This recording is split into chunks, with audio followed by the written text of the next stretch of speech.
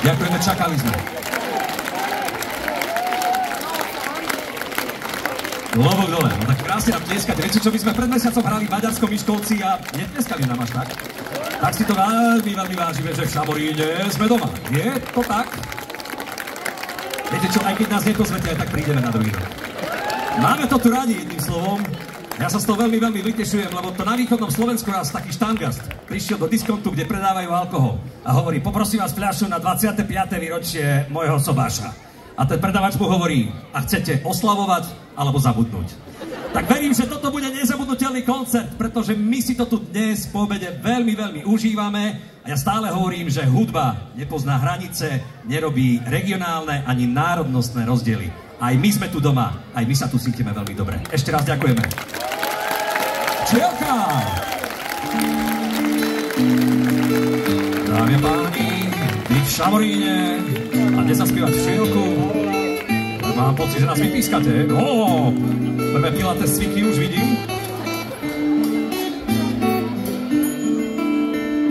Sadla včielka na jablonku, na voňavý kvet.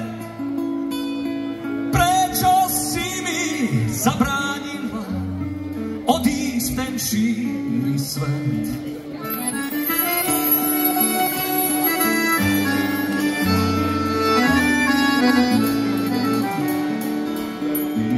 Ty si bola iba moja, tak nás spojil Boh.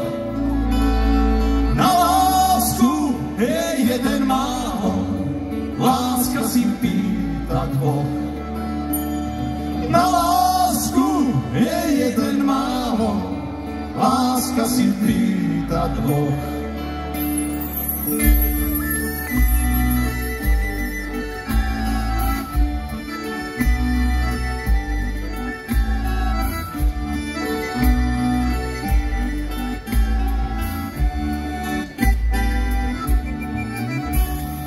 Zamuruj mi muráriku, moje čierne oči, aby lásku nehľadali vo dne ani v noci.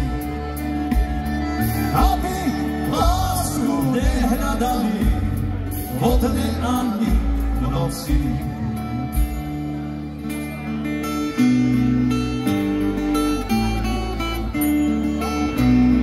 Krajan Marián Čekovský má takú vetu, že slza je v pohode, soplik je už veda.